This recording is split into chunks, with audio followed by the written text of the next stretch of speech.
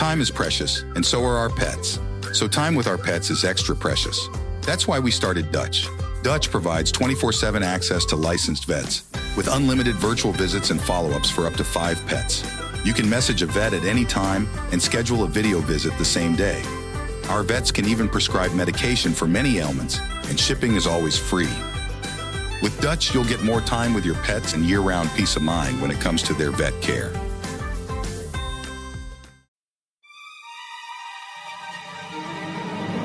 And I got to tell you, like, this was also in the running for me for, like, the best at being the worst at category. Oh, yeah. These weapons, these are like spray-painted cardboard, and one of them is like a scythe that gets handed to a woman who grabs it by the blade. Yep. By the blade, yep. And it crunches a little bit.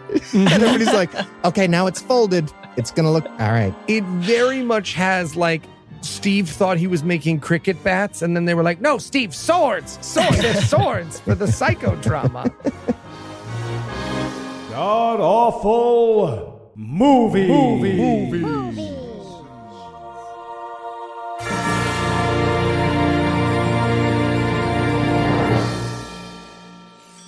Welcome back to God-Awful Movies, where each week we watch another terrible movie so you don't have to. I'm your host, Heath Enright, and I'm joined by the ever-skibbity Eli Bosnick. Eli, how's it going? What up, fam? I don't know. You said skibbity, and I felt... You went with it. I think you nailed it. You felt youthful. I have a scar on my bald spot. I feel like I shouldn't... I have a Mohs surgery scar on my bald spot. But it's a skibbity scar. I think the times of trying to seem cool are behind me. Scars got Riz. We also have a brand new guest masochist, Sarah from Let's Talk About Sects. Sarah, welcome to the show. Thank you so much. I intentionally named it so it's impossible for anyone to name the show whenever I do an interview. So it's Let's Talk About Sects. Yep. SECTS. And what's the show about? What do you do there? Well, during the season, it's a deep dive into a different cult each episode. And then mid-season, I do interviews usually with survivors, former cult members, experts, academics, all sorts of people in the cult world. Sexperts. Okay. So let's get right into it. Sarah, what movie are we going to be breaking down today? We watched True Tales of the Past, the Saga of Osiris and Isis, which is the story of, let's say, Isis's interplanetary challenges. Yeah, that's accurate way to put it. That's accurate. That's what will happen. All right. And Eli, how bad was this movie? Well, if you love the mentally ill rantings of your QAnon aunt, but you wish it involved more outfit changes than an episode of Toddlers and Tiaras, you will love this movie. All right. And is there anything y'all would like to nominate this one for being the best at being the worst at? I feel like this was a tough decision for me, but it kind of came down. There's a lot to work with. A lot to work with. I think it came down to the costumes. I mean, the costumes were really something. I was watching it with my partner and he said, oh, it's like a high school play of Joseph and his Technicolor Dreamcoat. Yes. Yes. But you're picturing something way too artful right now. You are picturing something way better yeah. than what this cult managed. So I was going to go with best worst ad-libbing that can't avoid repeating the word that they don't want to repeat because they just said it. So a lot of this is long speeches by this old woman who's playing the part of Isis. And she definitely does not, she's just making stuff up. And she keeps landing on a word like time in the middle of her speech. And then she's like, and then the best chronologically, fuck. And just keeps going. It's the best. You know when there's one more speech at a wedding than there should be? That's this movie, right? It's the bridesmaid who gets up and is just like, I don't have anything prepared, but I will be speaking for 20 minutes. The cult. That's what the entire cult is based on. So I'm absolutely going to steal from Heath here and say best worst opening speech.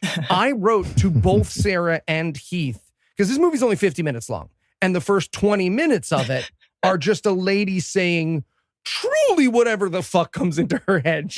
What's that test they give old people at the hospital to see if they have to keep them overnight? It's her failing that test, the monologue. And also the Turing test. It doesn't go well. So I emailed both of them to be like, I promise there is crazy movie on the other side of the speech. Just Hang in with me, I Listen, swear. there's crazy movie for the 20 minutes of the speech, too. Yeah, no, that's also part of it. Yeah. It's definitely crazy. And then I was unfamiliar with this cult, Unarius cult. And the description you gave me and the little bit of reading I did, I was like, wow, this is going to be pretty interesting. And then I was pretty amazed at how boring it was. Right? Yeah. So here's the nice thing about the Unarius cult, right? Because I've been holding on to their movies for years. And when we finally realized that you were able to come on, I was like, oh my God, I can't wait to bring her on for the Unarius cult. Because the Unarius cult, with the exception of the like not believing true things and the having false beliefs and the giving away all of your money and the taking advantage of their followers and the not so dubious and the sort of dubious consensual sex that they've Cult is the word been you're accused of. Right. describing. Besides all the cult stuff, Yeah. they haven't murdered anyone yet, which, as Sarah can attest, is rare among cults. Yeah. I would say it is, I don't know, most of the cults I look at, they do not murder. And I'm most interested in those cults because I think that the murderous ones are the ones we hear about the most. But Yeah. this one, I was surprised I hadn't heard more about it, I have to say. Yeah, they've got a whole Vimeo channel, and believe me, Sarah, this was just me being like, well, let's establish the lore. Yeah. It gets crazier. And you mentioned that they're boring. They are. And that's really sad because you're a cult. You're just making up fucking crazy lies. Make up something interesting. Yeah. It's so sadly boring.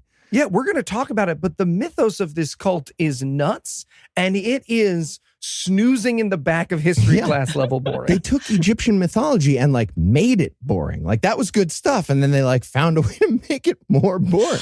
I think the thing that happens, and it happens with pretty much every cult that has a leader who is still around, is that the leader just loves the sound of their own voice. And so even if the content is pretty wild, they're going to just stand around and riff on it for ages. If they're not doing really long sermons, they're writing loads of emails and loads of letters. And it just, nobody can be that interesting for that long. Yeah. For sure. Mm-hmm. All right. Well, we're going to take a quick break to get ready for the Unarius cult. And then we'll be back to tell you all about True Tales of the Past, the Saga of Osiris and Isis. All right, everybody. Welcome to the first ever writers meeting for True Tales of the Past, the Saga of Isis and Osiris. Hooray! All right. So today we'll be telling the tale of Osiris and Isis's betrayal at the hands of the traitors who refused to follow them. Uriel? Yes. Moonshine, question? I'm just looking through here, and it seems that most of our canonical text is about how in every possible incarnation, of which there have been thousands. Thousands, yeah. Uh-huh. Right, thousands. Yeah. In all of those lives, your followers, that's us. You, yeah. Uh-huh. Right, us, kill you? Indeed. I have been betrayed many a time when all we preach is peace, love, and eternal consciousness, but I have been betrayed. Right. Well, I'm sure the story would be wonderful. I would like 11 costume changes, please. You know what? I'm starting to get it. Me too. Oh, she's good. Yeah. No, recovering well. Well, speaking of which, how's Abel? Oh my goodness, am I glad to hear it. Well, tell her that I am going to expect to see her soon then, okay? Okay, great. We'll talk soon. All right, bye. Bye. Hey, Eli, who's that? Oh, I was just ordering a pizza. You seem really familiar with the pizza place. Yeah, well, I'm a busy man, Heath. I don't have time to cook. And even if I did, I don't know any recipes these kids are talking about. Okay, I'm not sure why you're doing air quotes around recipes, but you should try Green Chef. What's Green Chef? Green Chef makes it easy to spend less time in the kitchen and more time enjoying summer. And with their new Heat and Eat meals, enjoy a delicious, wholesome meal in just 3 minutes. Wait, just 3 minutes? That's right. And with 80 plus dietitian-approved weekly meal options, Green Chef makes it easy to find meals that fit your lifestyle. Pick from Mediterranean, gluten-free, plant-based, and protein-heavy meals. They even have calorie-smart choices, too. Wow, that sounds great. But Heath, have you actually tried this? I sure have. I was a Green Chef customer before they even became a sponsor. I love how I can start and stop deliveries on my schedule and how I can try new foods and cuisines from the comfort of home. That's why I, Heath Enright, personally endorse Green Chef. All right, Heath, I'm sold. Where do I sign up? Make this summer your healthiest yet with Green Chef. Head to greenchef.com/50awful and use the code 50AWFUL to get 50% off your first month, then 20% off for 2 months with free shipping. That's code 50AWFUL at greenchef.com/50awful. All right. Well, I guess the pizza place is going to be disappointed not to hear from me for a while. Right. Yeah. You still going to see Abel? Oh, I have to. She just got the new hip. Sure. Yeah, new hip.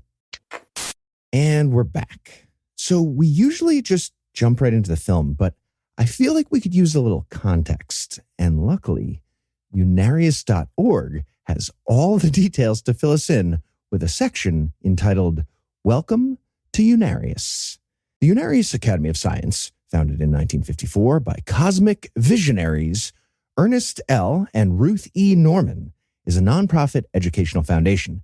As a spiritual school, the Academy offers a comprehensive self-mastery curriculum based on the interdimensional understanding of energy, the joining of science and spirit. Yeah, that's what they do as a spiritual school, but as a cooking school, they suck. They're awful, let me tell you.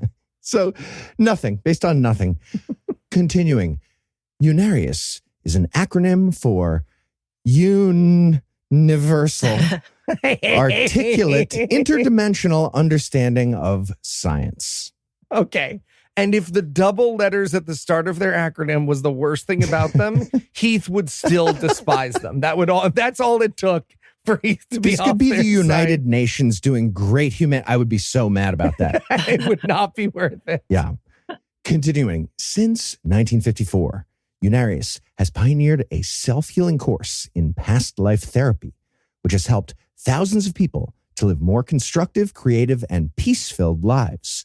This interdirected study of the nature of consciousness will awaken the individual to previous life encounters, the clairvoyant and creative aptitude of the mind, and the reality of one's spiritual heritage.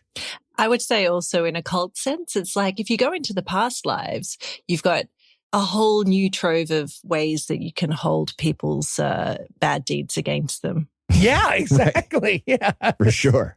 Yeah, spoilers for this movie. You owe the founder of this cult and his wife $20. Unarius provides the foundation for personal growth that will initiate a global transformation of consciousness, resulting in progressive planetary changes in the 21st century and beyond, a new golden age of logic and reason. Yeah, and they're going to do all that dressed like there was a fourth fairy in Sleeping Beauty who none of the others speak to. They're stealing so many words. Progressive, logic, reason, science. I don't like it. Hate it almost as much as their dumb acronym.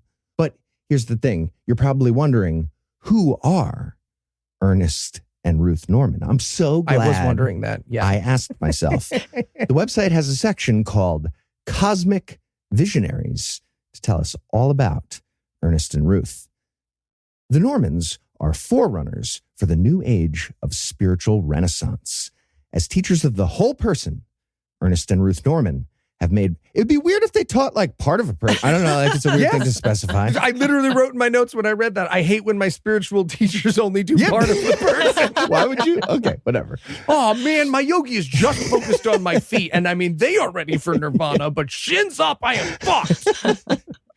Ernest and Ruth Norman have made possible the turnaround of thousands of individuals who have been imprisoned in their emotional problems and situations by means of the psychotherapy described in the books, lesson courses, video programs, and audio recordings of the Unarius teachings. They have shown how dedicated students can learn the cancellation technique necessary in self-healing to detune themselves from past associated negative involvements and to develop the positive bias so necessary for good mental health and integration. Yeah, we're doing surgery as described in the Unarius teachings today, everybody. As cosmic visionaries, the Normans are forerunners for the new, you already said this, forerunners for the new age of spiritual renaissance, of logic and reason, already said that too, bringing to humankind an understanding of the principles of evolutionary physics and providing realistic models which answer humanity's unquenchable desire to know of self. I'm pretty sure there's no physics involved in this organization whatsoever. No. I was mad when no. I read that word just now, too. Yeah, they're just no, I don't think so. really stealing a lot of words here. Now, Sarah, as someone who spent a lot of time studying cults, have you ever run into a cult that plagiarized their own first paragraph on their website? I mean, I do think repetition is key. If you want to get the followers, in a bit of a trance state, repetition is a great way to go about it. Okay, that's good interdimensional science. Season 4. Thank you. Meisner. Sarah, good point. Eli, would you like to withdraw your dumb statement? I would, yes. Okay. And apologize. Next I'm using, he's using the cancellation technique on me. If you want to know of self, Eli, it's important to be honest. Okay, the next section is called The Beginning. In 1954, with just a $200 monthly income from a small investment, Ruth and her husband, Ernest, began their mission to provide a higher spiritual understanding of life through the Unarius science of life teachings. Since then, an estimated 500,000 people worldwide have been introduced to the Unarius teachings. I have a question about that number. Yeah, me Sure. too, girl. Who's estimating that? I feel like that's based on a combination of Vimeo downloads, and it makes me a sad boy. I also wonder, does that include us now that we've watched this video? Yeah, and all of our listeners? Bump that number. I would really hate to have doubled this cult's membership, even in their own minds. An estimated 1 million people. Yeah. Change your thing. All right, continuing about the beginning. Ernest Norman was an advanced clairvoyant scientist. Come on, you can't put that right next. You can't have those two next to each other. He was a huge shrimp, I say. Come A huge on. one. Ernest Norman was an advanced clairvoyant, not a shitty one, like an advanced one, a scientist, an electronic engineer, and a poet. He was inspired to write textbooks on the nature of consciousness and interdimensional physics to diagrammatically illustrate the principles of energy from a fourth dimensional level of understanding. Okay. Whoa. I feel like anybody who's diagramming the principles of energy from the fourth dimension can't be a great electronic engineer, right? Like, I've had a lot of work done on my basement, and I have yet to see one of the employees just waving their hands in the middle space between time and energy. I'm also going to guess bad poet. I'm going to guess bad poet. I think it's a safe guess. On top of that, like the loving the sound of your own voice and enjoying espousing all sorts of teachings onto followers. Like, one thing I find about cult leaders is that they really love to make things sound like they're well beyond your understanding. So the average person who's listening to them is going to think, oh, I just don't get it. They're just so intelligent. Right. And I'm hearing a bit of that here. Yeah, it's got a lot of the literally fourth dimensional chess, Elon Musk worship bullshit for sure. Okay, so you're probably wondering about specifically those books that were mentioned, right? Great question, me. 20 pioneering books were authored during the 17 years of Ernest's and Ruth's mission to bring a new science of life for the betterment of humankind. Because of their great determination and strength, an effort equal to that of many Gandhis. I'm just going to say that one more time. They proclaim that they had an effort equal to many Gandhis. With the power of 7 Gandhis, we are couple cult. The work of the Normans soon began to reach interested individuals who were seeking answers to the enigmas of their lives. Requests for information began to arrive from around the world. In order to accomplish this labor of love, the Normans secluded themselves from their families. Okay. The way Dennis Prager does at Thanksgiving. Yeah, exactly. The Normans secluded themselves from their families so they could devote all their time to the mission. An incredible example of dedication and compassion for the many people who were seeking and needing spiritual psychological help. Sorry, help! Exclamation. Yeah. They aren't banned from Thanksgiving, everybody. They chose to isolate themselves to serve the universe. Okay. And we have a section called After Ernest's Transition. After Ernest Norman made his transition to the higher planes of the light worlds in 1971. That's okay. That's a new thing they're introducing here. After that, Ruth began to receive from higher spiritual worlds books describing the curriculum of the interdimensional science of life. Okay, two things here. First of all, one, Heath, Sarah, when you inevitably have to announce on this podcast that I died, please say that I made my transition to the higher planes of light worlds. Okay. Two, this means, so again, to put it in not their fancy language, after Ernest died, she announced that she was the angel Uriel delivering all of the prophecy of Osiris and Isis. That's what all of the movies are based on, right? Which means that Ernest, the interdimensional electric engineer and poet, was holding her back. Did you have down what Uriel was an anagram for? Ooh, no. Uriel stood for Universal, Radiant, Infinite, Eternal Light. Come on. Incredible. Wow. Okay. From 1972 to 1993, she authored over 80 books of poetry, philosophy, and science. Take that, Norman. In 1975, Unarius was incorporated as a nonprofit, tax-exempt educational foundation. I've got some questions about that too. Yeah, me too. And Uriel, sorry, what's the anagram? Universal, Radiant, Infinite, Eternal Light. That person established the New World Teaching Center, known as the Unarius Academy of Science in El Cajon, California. Within this center, which became the international headquarters for the foundation, there is a beautiful room called the Star Center that is covered with floor-to-ceiling wall murals depicting Atlantis at its zenith.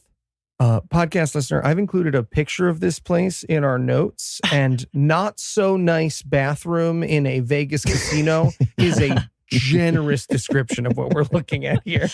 I got to say as well, Atlantis is something that comes up a little more often than I would have expected in cult research. Yeah. There's a few of them that love a bit of Atlantis. Yeah, Atlantis and the Jews are like neck and neck for mentions once you get deep enough into a cult.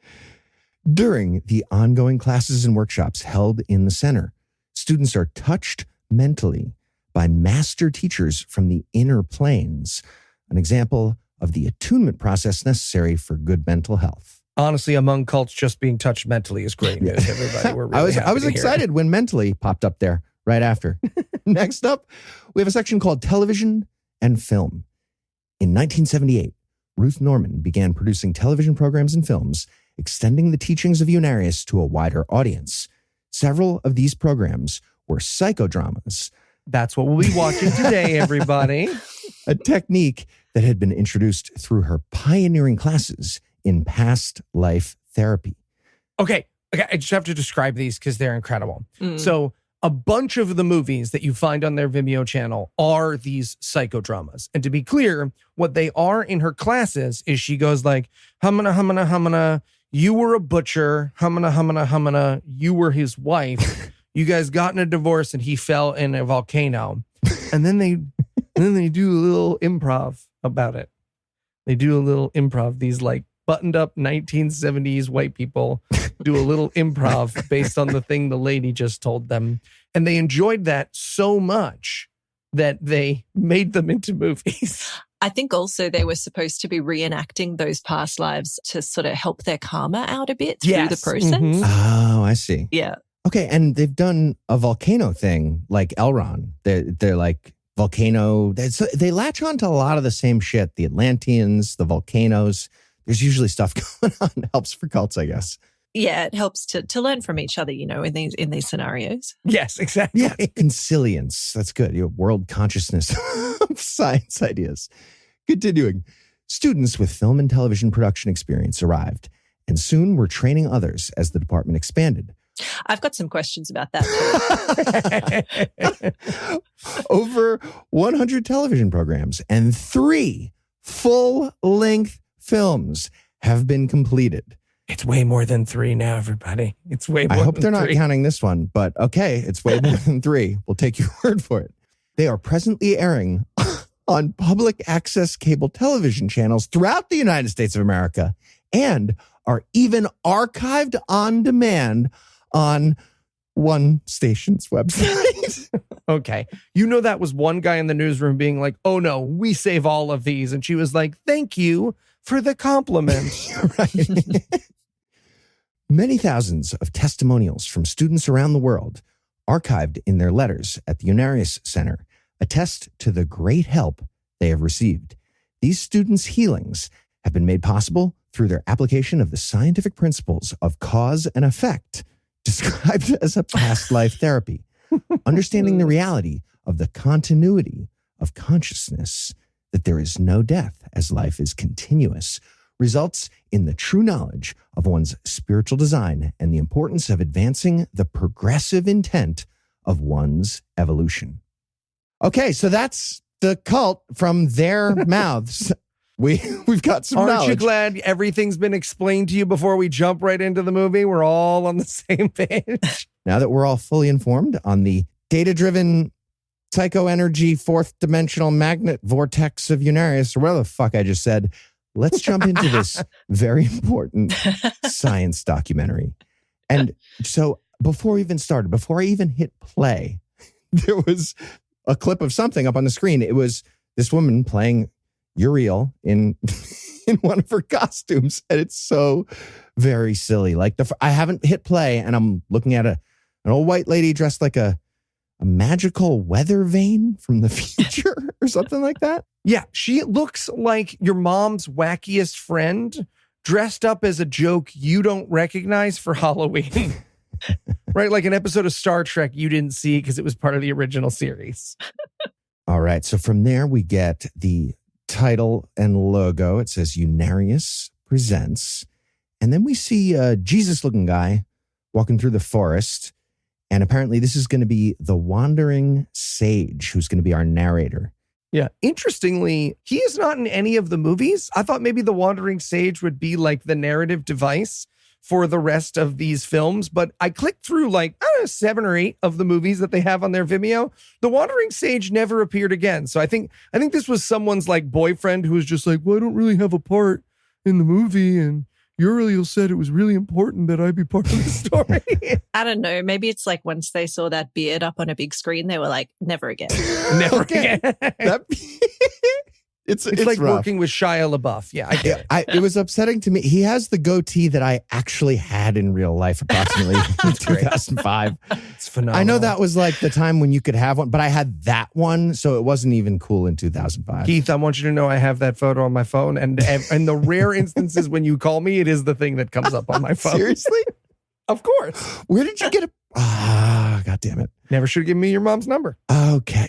I definitely didn't do that. Whatever. No, remember when your dad died? You gave me your mom's contact info. And I was immediately like, pictures of Heath. Stupid mistake. This is the worst part of that death. Okay. So the wandering sage walks around for a minute, and then he lands in his happy area. He's got a garden and he's got a little castle or whatever. He sits down. He greets his 2 daughters, Carrie and Loretta, and he decides he's going to tell them the story of the end of Atlantis. 2 more things about that wandering sage too.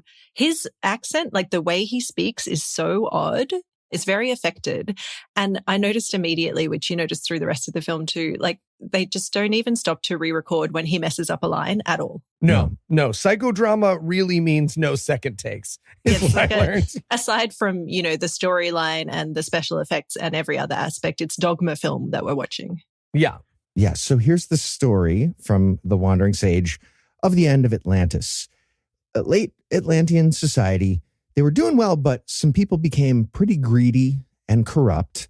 But there were a few virtuous beings, the light bearers, and they moved to Egypt. So I think that was Isis and Osiris. They got zooped to Egypt to start a new civilization. And this was about 10,000 years ago. Right. So as we hinted at the beginning, and as we've talked about, and as Sarah mentioned in our intro, basically the con of this cult is, hey, I'm going to read your past life. Oh my gosh, that's so crazy. Do you know that you murdered me in your past life? And then the person's like, I'm sorry. And it's like, that'll be $99.99, right? So keep in mind that when this movie starts, we are already past the first con, which is them murdering her for the first time in Atlantis. Got it. Okay.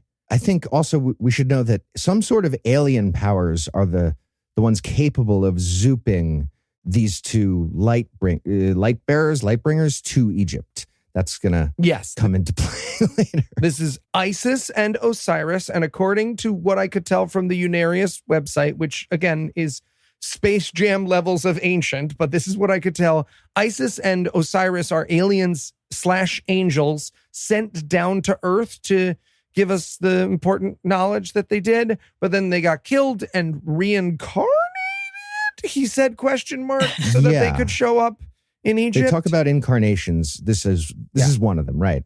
So they get zooped to Egypt and they build some temples and some schools. And then also the lady who plays Isis was like, I can shred the fucking harp. Show me doing my harp skills. We do watch her harp concert for a second there. Yeah, we get a flash cut of them together. And I wrote in my notes, it looks like they saw us across Halloween Adventure and really like our vibe. Yeah.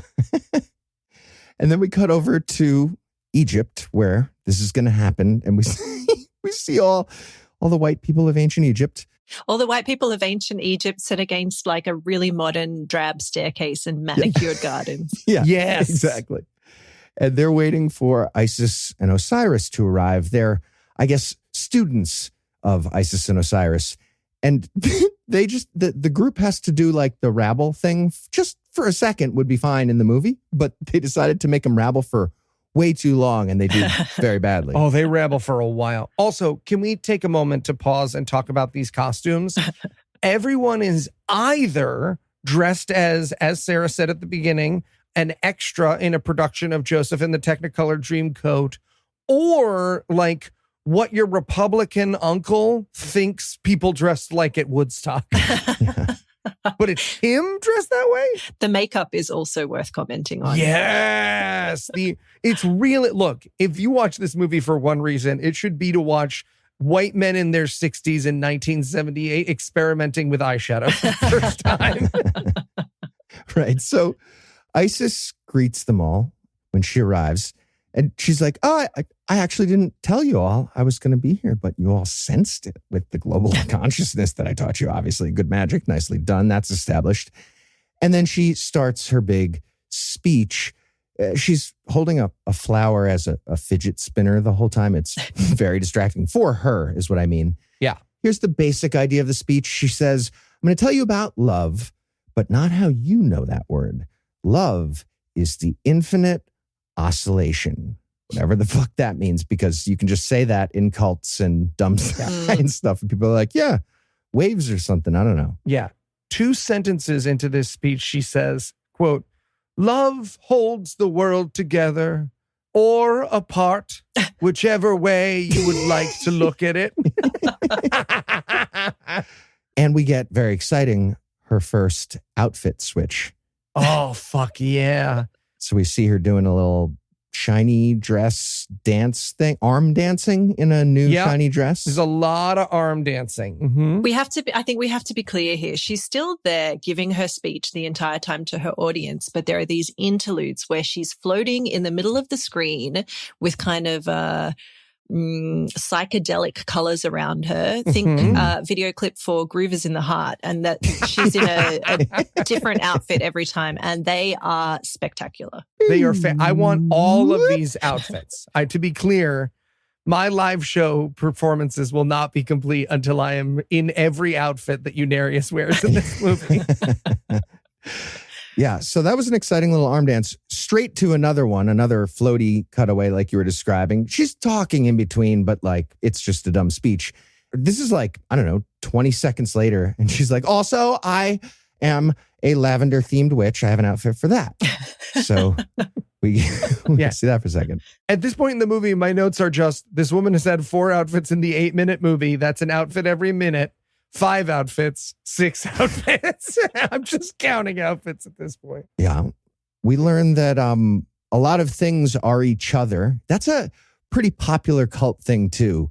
Sarah, have you seen that? So she's like, life is, love is, purple is, lavender is, essence, tree. It's just word salad like that. I feel like that's a pretty popular sect and cult thing. Word salad. They love it. They love it. It's like, they want to listen to the sound of their own voice and they're, lost for an inspiration. They're just riffing. And then B, everything I say is so deep and meaningful. Nobody can get their head around it but me. Oh, it's so good. There's a moment of running out of bullshit here that I love so much where she goes, the great minds maintain force fields and the planets and you watch the real human being go, fuck, I'm out of shit. And then she goes, all things. It rules. It rules so hard. It's my favorite performance.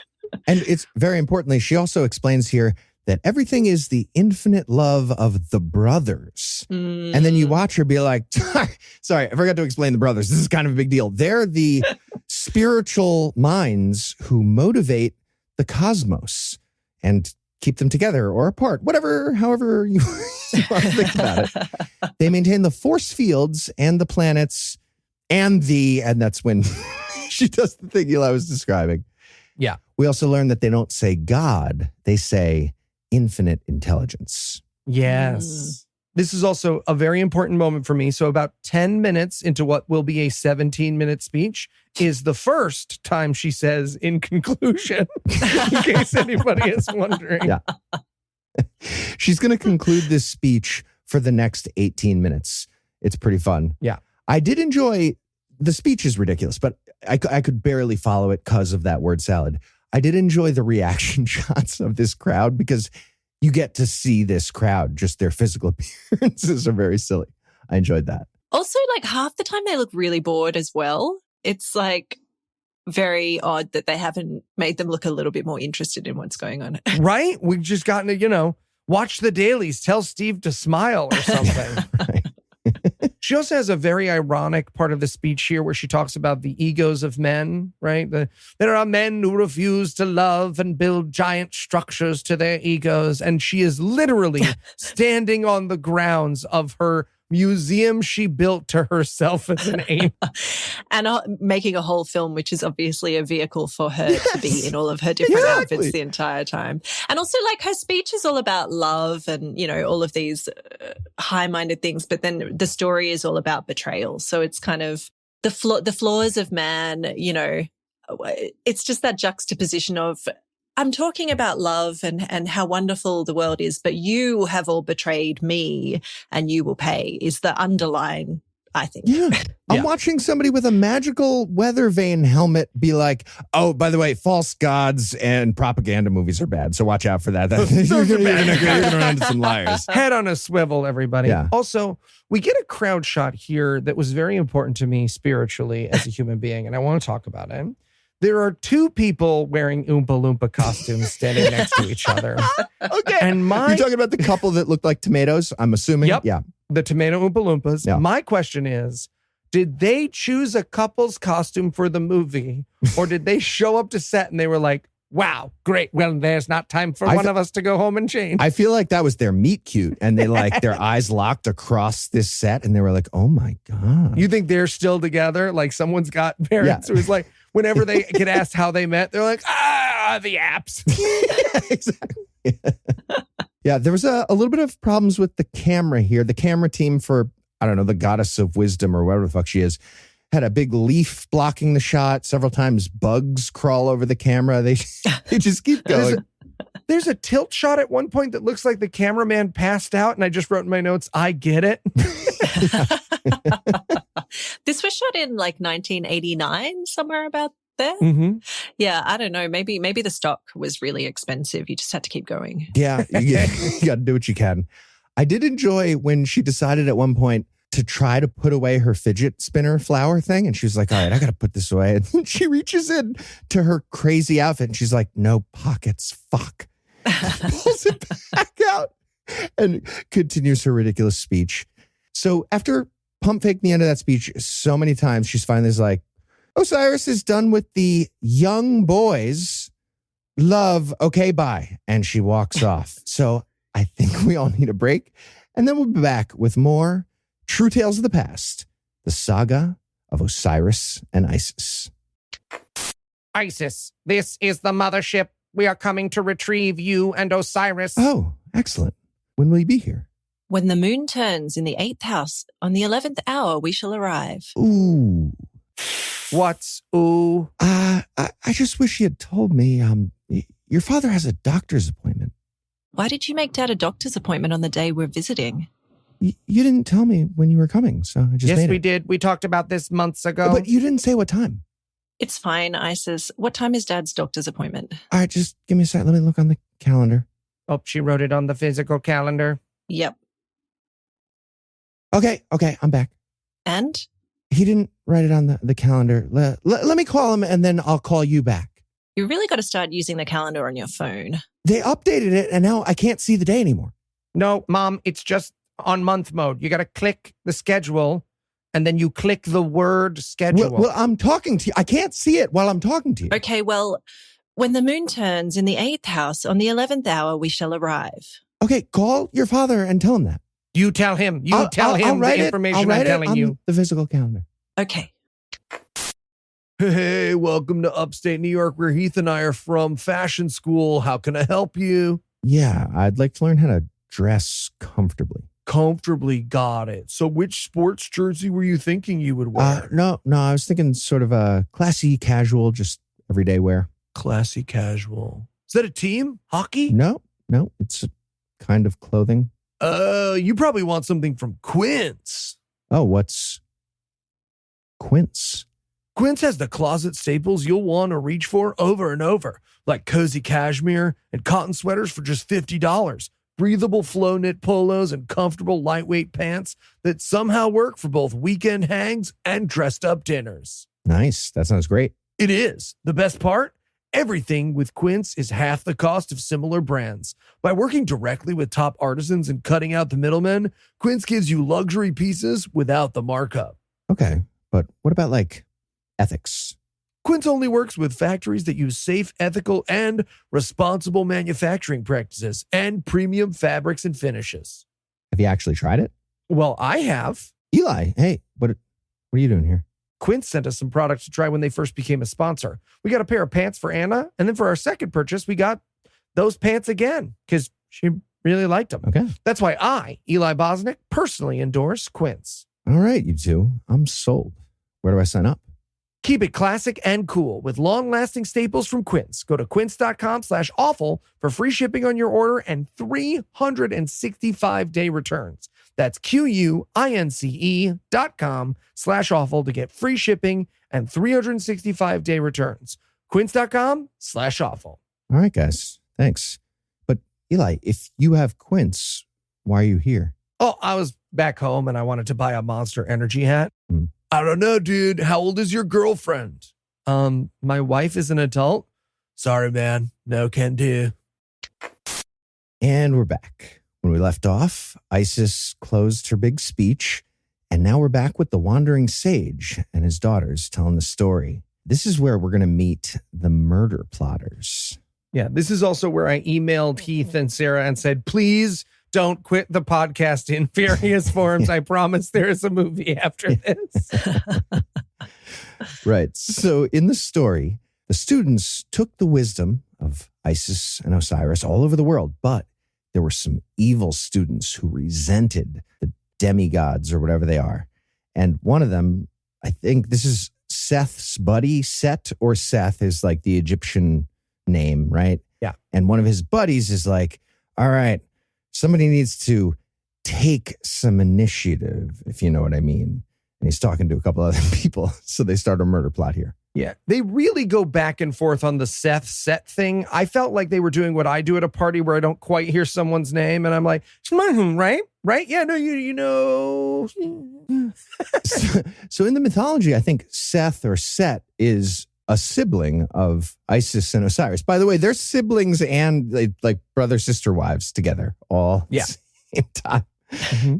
So the idea is that the sibling named Set or Seth could help organize this murder plot. Yeah, he invites the co-conspirators and he says, you guys should come. The meetings are a little secret. And I wrote in my notes, like, not balls to the wall secret, but pretty saying, don't invite just anybody. Tell me before you share the Facebook event. Right.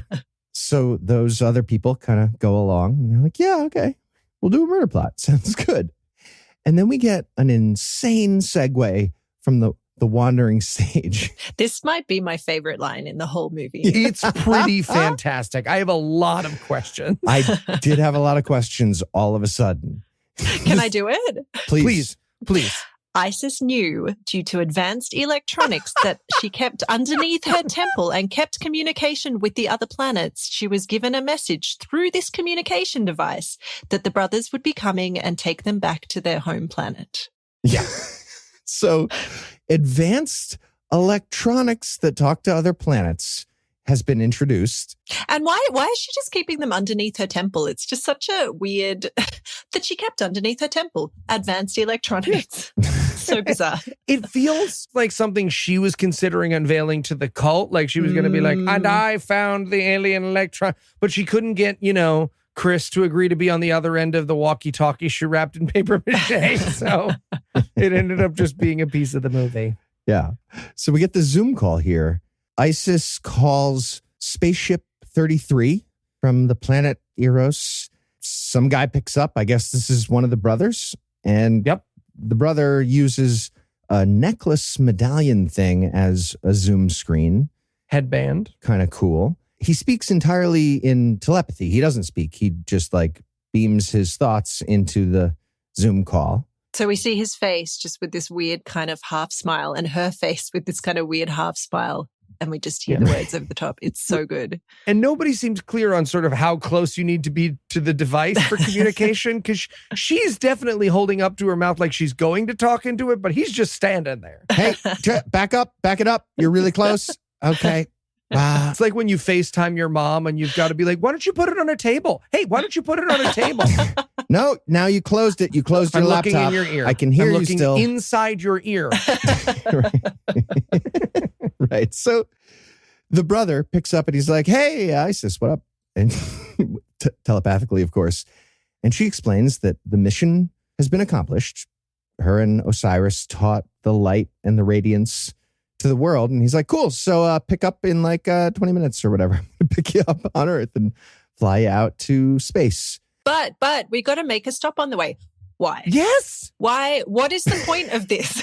Right. You have a god angel who has completed her mission, and you're like, look, there's a crumble cookies on Mars, and I fucking love those things. You ordered Uber Pool this time. We just got to pick up someone else on the way. The crumble cookie place doesn't serve breakfast after 10, and I really want to stop and get a breakfast cookie before. And then, but it's on Mars, and then we're gonna set a party up on Mars, and then pick you up, and then bring you to your party on Mars. So it's gonna be cool. And Isis is like, okay, so what's the new ETA then after that? Mars, stop. And we hear that it's going to be the 7th day, right around lunchtime. Around lunchtime. I wanted to be around lunchtime. So yeah. Do I come having eaten on the spaceship? Yes. Or what are we doing? Truly, there is nothing more beautiful about this cult than it is the perfect mix of boomer speak and cult speak, right? She might as well start talking about kids these days don't understand love, energy, pronouns. All right. Well, speaking of love energy, we get a weird moment right after this. We cut back to the wandering sage, and he explains that Isis and Osiris wanted to give their students love shafts as a going away present. Yeah. As a master of cults, Sarah, you can tell us that there's a those? lot of cult leaders giving away love shafts. This is the first time I've ever heard of a love shaft. Ooh, all right.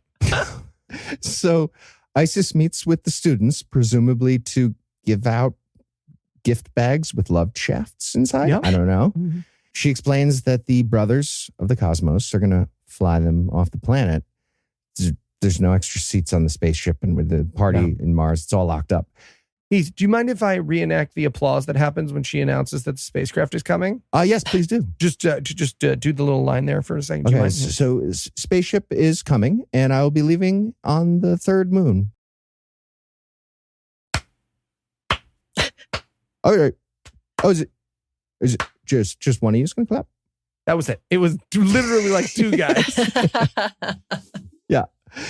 She also explains that you can all see the spaceship. It's real. You'll be able to see it when it comes to picking. You will be able to see it, verify. Yeah.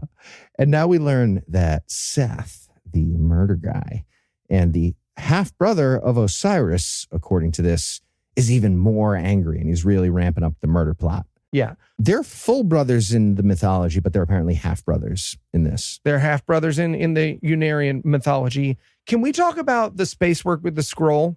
Yes, please. Okay. So Seth is holding a scroll in this scene.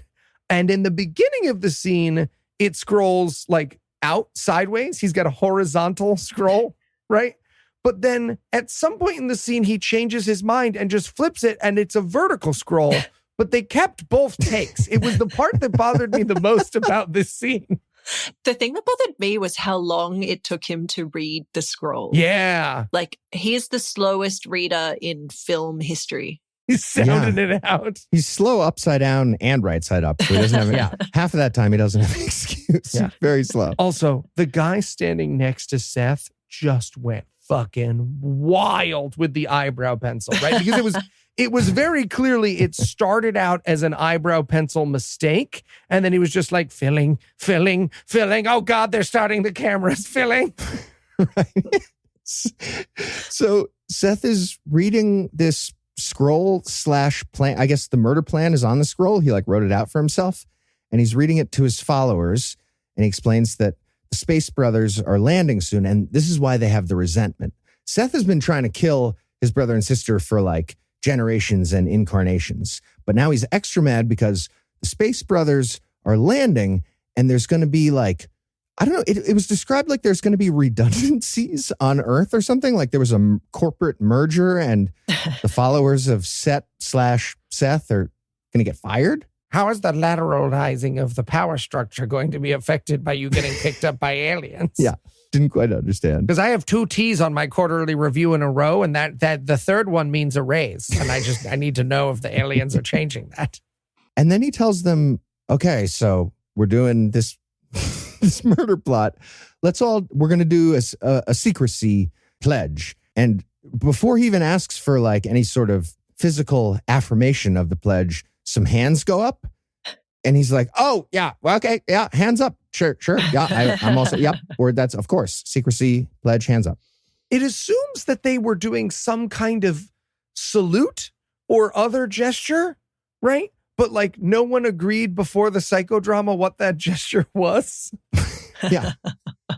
When the wandering sage was like introducing the followers of the half brother, you know, the hand raisers in the secret plot, I really read some culty stuff in there. Like he described it as they had their own petty gripes and jealousies. They felt as though they were not being given perhaps a fair deal, and they couldn't accept their own deflations of their own personal selves when it was pointed out to them, perhaps errors in their thoughts. And instead of being students of the light and accepting these things from their teachers, they turned on them, which is so like, yeah, you know, you're there to learn from me as a teacher, but if you dare ever question anything that I teach you, you know, watch out. Like, yeah, it all felt real, Chris, right? It felt real it did. Did you hear that, Brian? That part about them being super not cool? Kind of felt like an ivermectin con from like a few years ago, for sure. But they're all on board. They're going to do the murder plot.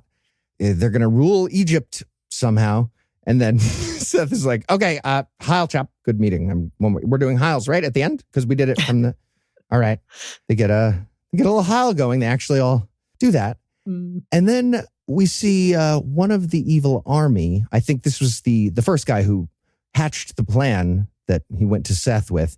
That guy's getting a personal communique from Seth. Once again, on a scroll, of course. So they have advanced electronics to communicate with other planets, but no email. They're still doing physical scrolls, I guess. They're still doing physical scrolls, or they're like iPads. Right. Yeah. So this messenger delivers the scroll, and this evil guy's like, okay, what does it say? And the messenger's like, it's obviously top secret. I said top secret when I got you. You have to read it yourself, man. And he just hands it to him, and he leaves. And then we watch this guy read the scroll to himself. We learn that the spaceship is landing soon, and they got to do the murder. And Horus from the royal family of ancient Egypt or whatever is on board, with the murder team. And so I Googled this. In the Egyptian mythology, Horus is the incestual son of Osiris and Isis. And I think they just had a name that they wanted to use and made a different character. Yeah, no, you can feel them drifting away from mythology and into, what are some other mythy names? Hercules? Do we have a Hercules? No, that's Greek. Cut that. We get a little bit of a cutaway to some other people from Team Seth, and they're plotting together. And they're just talking to each other in the village square, being like, Horus is awesome. We're all on that team. We're going to kill Osiris and Isis. So people are on board. This is supposed to be like a look at how the bad guys got everyone involved in their plot. But these are like old hippies. So each scene is way less intimidating than it should be. This first one, right, where they go to the girls and they're like, hey, Horus is taking over. And if you don't go along, these assistant ADs are going to rough you up. Right. There's also like zero tension. All of these, we're talking about a murder plot, right? Yeah. There's no tension whatsoever. Everybody's very chill about it. Yeah. It's like they're planning, pub trivia on Tuesday, right? And then you're gonna get the good table, right? Cool. But secret. No, secret. Heil. Totally. Yeah, no, Heil definitely secret. Yep. Definitely secret. Yeah. Dude, you do the Heil. Okay. Because if I'm the only one who does the Heil, then it looks like, all right. And we're gonna look terrible. Cool. Yeah. Okay. Murder plot and break, and then we cut back to more of the evil guy reading the scroll from Seth, and it's weird because it's like he's looking at the scroll, being like, are you done narrating that little scene to yourself? Great. Continuing. We're killing those people. That's our plan. So then we get some more people from Team Seth plotting. We meet, I don't know why these characters get named. We meet Kara and Menorah, and they get kind of like coerced into being on the murder team. Some orange robe guy intimidates them. Yeah. Mm-hmm. I did enjoy. Okay. So he's like, you have to get on board with the thing. And they're like, yeah, all right, you're kind of scary. It feels like you're threatening to murder us. So yeah, fine, we'll do the thing. And then at this moment, this orange robe guy is supposed to have two intimidating henchmen show up behind him, like flanking him. But that is not what we see. No. We see the people in this movie show up with the costumes in this movie, and it's very silly. Yeah, it was like they went, all right, now who are the tallest people in our cult? Oh, well, no, Larry's holding the camera. Who are the 5th and 7th tallest people in our cult? You will be the thugs.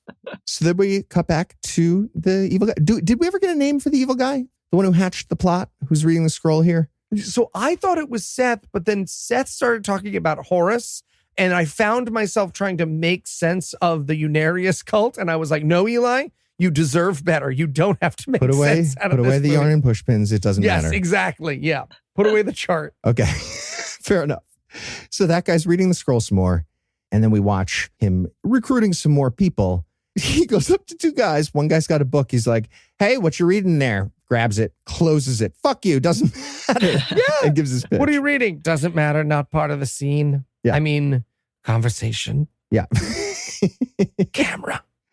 And this guy does badly with his lines. He does not have that many things. He has reading from a scroll. So this is the only time he needed to memorize any lines. It would be the pitch for the murder team.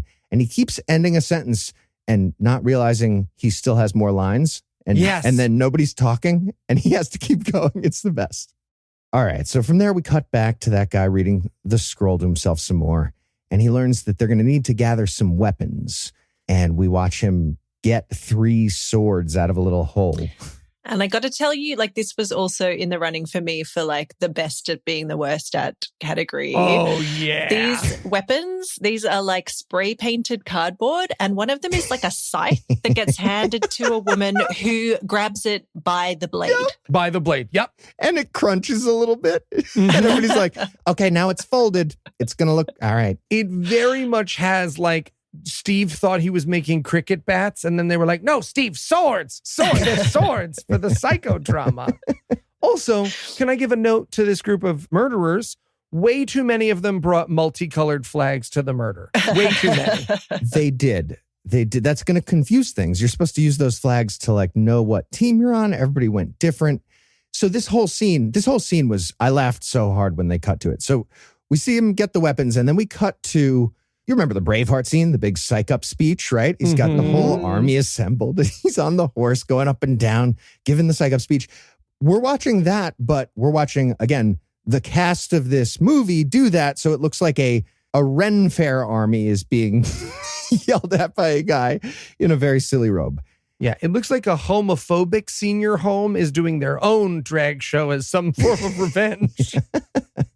There's one guy wearing very clearly Nike branded crew socks under his Tiva branded sandals. Yeah. And then we hear all of a sudden a tuba, and the leader guy's like, shut up. I think a tuba is approaching. I really wanted like a baby elephant army to show up, and it's just like, oh, yes. From the West. Yeah. Yeah. But no, that was nothing, apparently. They're going to pass out their very silly weapons. And we watch that happen. And nobody in the cast wants to take the one they're handed. So that was a fun conflict we got to see unfold. Yeah. There is a moment of mute drama that is genuinely one of my favorite moments in the film, where he's handing out the swords and the guy takes two. Now, to be fair to the guy, he takes two to hand one to the person next to him. But you watch the actor be like, one, you're supposed to take one. I'm handing. And again, they kept it. They kept it in the movie. You don't have any extras? We have exactly one for each of us. What if I want to do, like, I like to do melee weapon stuff, but I also like to do two weapon fighting. We watch them run out, and so he just reaches into the bag and mimes handing one to the guy, but then the guy doesn't mime, so he just like lets the mime disappear and puts his hand down all sad. It's phenomenal. I truly, like, during this scene, I wrote in my notes so many times, I've never wished for a visual program more. Yeah, this was perfect. I enjoyed this scene very much. So the angry mob of Ren Fair warrior poets in a snit about getting the weapon of cardboard that they didn't want. They've got their Minecraft cardboard weapons, and they're ready to murder. But before we see how it goes, let me give act, whatever the fuck's left, the hard sell. Does Uriel have enough outfits to cover the rest of the movie? Does Uriel have enough movie to cover the rest of the outfits? Did I kind of paint myself into a corner with the permutations for doing a 3-beat here? Yeah, kind of did. Love is oscillation, whatever, fuck you. When we return for the quantum-tacular conclusion of the Saga of Osiris and Isis. And on that day, we shall betray Isis and Osiris to death. Let it be so. Let it be so. Hoop, her. Okay, guys, what was that? I was saluting. Yeah, me too. Oh, okay, but you guys did like two different things. No, we didn't. Yeah. Yes, you did. She had two arms and you had one in your thing. I was doing a double. Yeah, double. Okay, but they looked totally different. It's Fine. We'll try again. Let it be so. Let it be so. Ow. My God. Oh, God, sorry. Right in the eye. We got to stand further apart. Get further apart. It's literally a goodbye gesture. If we're further apart, we've already said goodbye. Okay, you know what? We're forgetting the salutes. Let's just go do our thing. Yeah, okay. Scratch my cornea. I said I was sorry. Oh, hello. Hello. Hi. Hey. Oh, you're gonna say hello. I also said hello. Okay. Hey, podcast listeners. Eli said hello to you. And we wanted to tell you something. Usually we write these ads. Noah's on vacation, and he usually reminds me if I forgot one. But what happened was he went on vacation, and you need to know about our New Orleans live show, September 27th in New Orleans, Louisiana. Ooh. Tickets are still available. Yup. And I said to Heath, hey, what's going to get us yelled at more? Improvising a live show ad or forgetting to tell our listeners about our New Orleans live show on September 27th? And it was a tie. We're doing it. So we're doing this. It's lose-lose. Please come to our show in New Orleans. So far, can I say, nailing it? I would agree. I am very excited about going to New Orleans. You get the muffaletta. It's going to be good. Muffaletta. We're giving out muffaletta at the show. Beignets. Nice. get the powdered sugar in there. Beignets for days. And I've been- GodAwfulMovies live. He's on He told vacation us not for to do a one- rhyming he said it, slogan. He and we- specifically said, don't improvise rhyming it's just slogans. a nightmare. It's a nightmare. It's right on the whiteboard. GodAwfulMoviesLive.com. New Orleans. Get your tickets. No Connies. Bye. And we're back. When we left off, we were about to get the big murder showdown.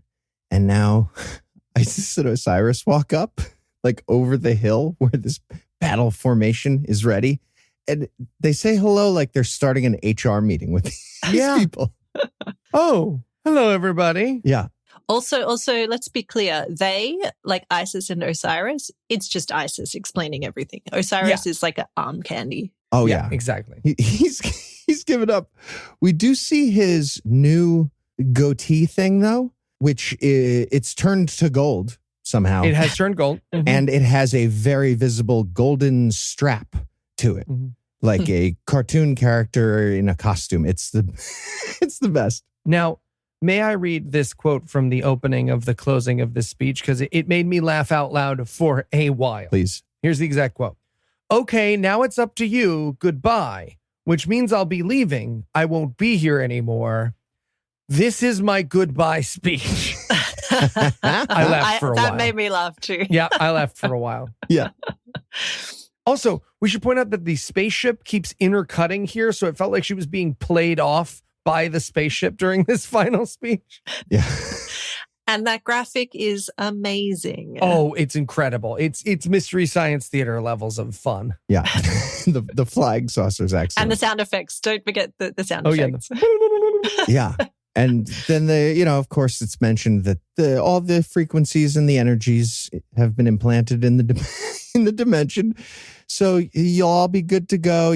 Call the fucking Schmendersons next door if there's any emergencies. Left the number for poison control. And that speech is over. I guess they're going to leave now. And they do like a processional. They do like the wedding rice throwing moment through what they believe to be their followers. Kind of like a Soul Train line too. But they get murdered right away. They get murdered. It's almost like they forget they're supposed to murder them until the last minute because they make it about halfway down the wedding chuppah before they're like, right, the cricket bats. Yeah. I did enjoy that the flying saucer was clearly like the angry Uber driver, like honking, being like, let's go. I only wait 3 minutes. Yeah. Well, and the best part is that when they start murdering them, the spaceship nopes out of there. Yeah. Yeah, it's like they've seen the murder is going on and they're like, okay, we'll just leave that one. Not my circus, not my monkey.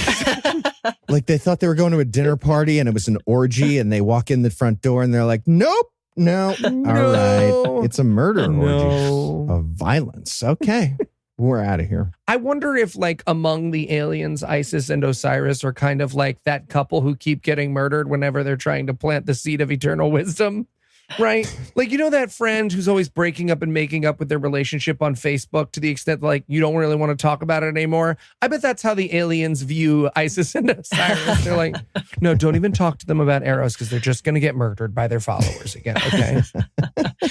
Well, and they know it's coming every time. Like that's in her speech, right? Each and every time we have come, you have destroyed our physical bodies, detoured our mission and done away with our physical bodies that we had to return again and again.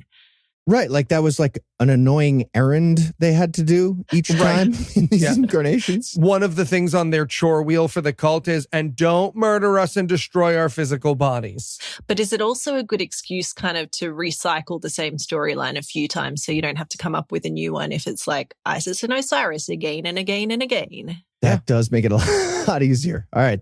That tracks.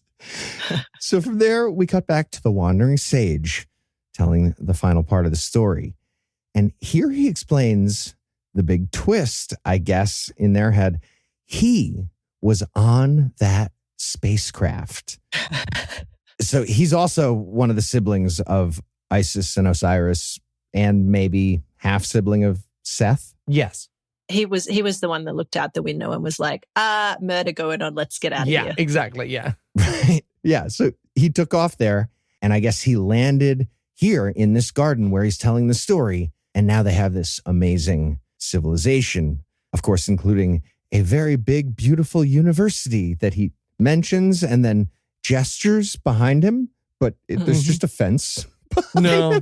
I'm pretty sure they were sure that Unarius would have taken off by the time this movie was made. They'd have something to gesture to. I also love that the girls have just been, they've had their lines, which is like, and we were the murderers, isn't that right? And he's like, yes, you were the murderer. 99.99. And the lesson here is that the humans couldn't understand all the wisdom from Isis and Osiris until they let themselves get murdered, much like Jesus Christ, I guess. They were teaching a lesson to humanity. Mm-hmm. Well, I thought this was more finger shaky. I thought it was more like, sure, now in this future we've made up everything's great, but you would have had this from the Space Brothers 10,000 years ago if you would have stopped murdering Osiris and Isis. Yeah. It's like me and my son's, sticker book chart. I'm just like, hey, buddy, look, we only got 2 stickers left. If you don't murder Osiris and Isis tonight, stay in your bed and don't murder Isis. Yeah. And this is where the wandering sage forgets how, like, the time dimension works. It's weird because he's supposed to be operating on like 9 dimensions or whatever, but he forgets how that works when he's talking. And he says, and now, living here in the future, people can understand all the wisdom. I enjoyed that a lot. And then he gives a flower to his 2 daughters, and they go to the nice museum that wasn't in the frame when he gestured at it. Okay, this almost got my best worst, which is best worst like closing banter, because she goes, that was a great story, and he goes, yes. And then we get the credits, and I know what you're thinking. Oh, Eli, is the podcast almost over? No. More No, costumes, it is motherfuckers. not. I have more costumes. I will need to do more costumes. Okay, the most beautiful costume is coming up. This is where we get Uriel in what is absolutely her best costume of the movie. She is in a LED-lined Wicked Witch. What's the good one? Who's the good witch? Glinda. She is in an LED-lined Glinda costume at this moment. 100%. It felt like she bought like 9 light brights and put them into some sort of dress. And that's what she's wearing here. I read somewhere that a lot of her costumes involved LEDs, which meant that while they were shooting, she couldn't actually move. She just had to sit there plugged in. That tracks. You know what? I believe it. And it makes sense why so much of it was just footage of her over like harp playing. Yeah, with like fuzziness around the sides. Oh, and her credit, let's not forget, her credit that came up on the screen before we move on to the next part is directed by Uriel, Princess of the Realm. Heck yeah. Take that, Quentin Tarantino. Right. So then we find the close with a spaceship that kind of looks like an asteroid, but I guess this is one of the alien brothers in a spaceship, and they're coming back to Earth. And we see them getting welcome to Earth with a big banner made on like print shop on a dot matrix printer that says, welcome Space Brothers. And they're having a big party for them. Yeah. And there's a song. There's a hymn. So I don't know if either of you had any success, Sarah. You're a better researcher than me. Could you find this hymn anywhere? Oh, I didn't try. I have to admit.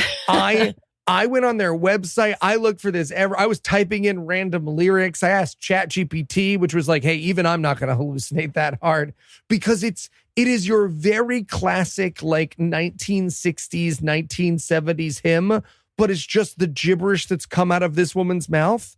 So picture yourself like sitting bored in church waiting for it to be over, but the words are like, and the aliens come down and the lady gets another costume.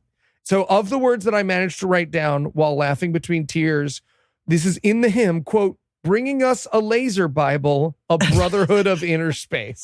I missed the laser Bible. Bringing us a laser Bible. That one had a graphic. That had a graphic of the laser Bible with it. Yeah. Okay. I didn't see the laser Bible. I did see some kind of trophy that they present, the Earthlings present to the brothers or the lead brother. Like this scene was almost indistinguishable from Tim Cook giving Donald Trump his stupid fucking trophy the other day. Yes. Less gold in the movie, but both very gaudy and silly. And a less silly, less demented leader. But other than that. And this was all sung by like a chorus of people all in these I can't even remember what these costumes look like, but matching costumes at the end. They were like standing there as a chorus. Yeah. I noticed a music credit at the end too. So I think that this one might have been written by someone other than Uriel. Yes. No, that music and lyrics were by Crystal Hampton, Yes. who I desperately searched for. Couldn't find anything. In hopes of finding these hymnals. No luck? I would have loved to hear more from Crystal Hampton. Yeah. Okay. Well, it seems like they would be done, but they are not quite done because Uriel had one more insane costume. Oh, So it just ends with her being like, one more. I won the Game of Thrones beauty pageant. Here we go. I'm sitting on an ice throne. My note on this outfit was Elsa wishes she could, Ice Queen. Yeah. And then again, before the end of the movie, credits come up again and it says inspired by Uriel. And I wrote in my notes, again? More? Yeah. The Princess of the Realm? That's the one. And that is the actual close of that science documentary movie about Mm-hmm. the Unarius, whatever, interdimensional, how to get happy concept. They never really got to that. Like I didn't get any mental health out of that. I didn't get any good tips on mental health from any of their tale. No. You have to participate in your own psychodrama to work through your own karma. Yes. Oh, it's Keith. probably because I murdered Isis and Osiris. Isis at and some Osiris. point. You definitely did. Different 100%. incarnation. Keith, I need you to get a number in your mind of what I could pay you to go through one of these Unarian Listen, psychodramas. I have a number. It's embarrassingly small. I think it's pretty small. One Bitcoin, Eli. Did you hold on to those? Yeah. All right. Final question for y'all. Where does the Unarius cult rank on your list of favorite cults? Oh, Sarah, this is a tough one. I mean, I'm always hesitant to answer this question, and I get it a fair bit because to me, cults are bad. Having a that's favorite fair. cult is a bad thing, but I might have to make a little exception for Unarius because how can one resist these costumes? Okay. You never came across just a fun cult who's just like, no, we're not doing anything bad. We're just like, it's LARPing. We just LARP. That's just LARP, though. That's not a cult. Okay. I'm describing LARPing now. Okay. Fair enough. But, we should say, led by a woman, go girl. Okay. Yeah, exactly. In today's day and age, we'll take it.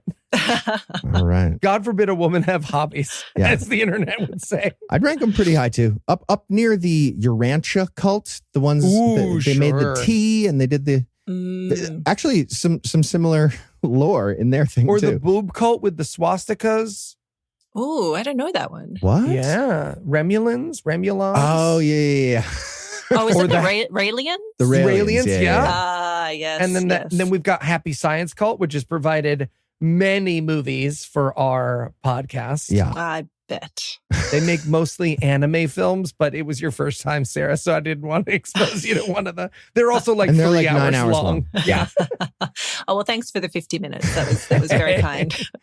All right. Well, I think that's going to do it for True Tales of the Past, the saga of Isis and Osiris. But that's not going to do it for the episode just yet because we found another terrible movie for next week. So Eli, what's on deck? In the 1920s, a man in black rides into a small southern town to visit retribution upon the citizens who strayed from the path of righteousness and religion. He does this, of course, by killing them in various bloody ways. We'll be watching A Day of Judgment. Okay. That actually sounds pretty great. So It is. with that to look forward to, we're going to bring episode 519 to a merciful close. Huge thanks to Sarah for joining us. And Sarah, if people want to hear more from you, where should they go? Oh, any podcasting platform of your choice should host Let's Talk About Sects. Fantastic.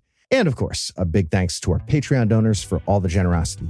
If you'd like to help support the show, you can make a per episode donation at patreon.com/godawful. And that'll get you early access to an ad-free version of every episode. And if you enjoyed this show, be sure to check out our sibling shows, The Scathing Atheist, Citation Needed, Skepticrat, and D&D Minus, available in all the podcast places.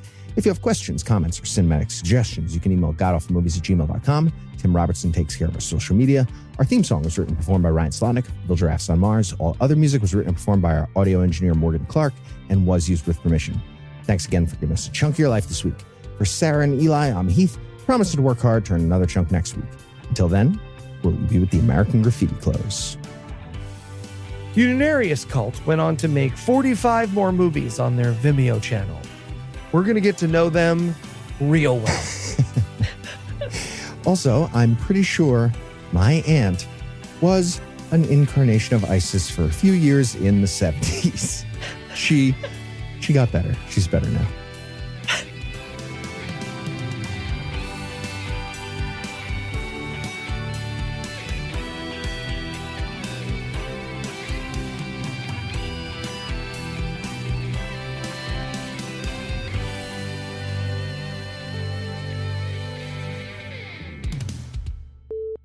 All right, Heath, are you back? I think I'm back. Can you hear us? I hear Eli saying, can you I'm hear here. us? All right, I Heath, hear how Sarah. long did you think you were completely alone setting up jokes? I was with them? terrified.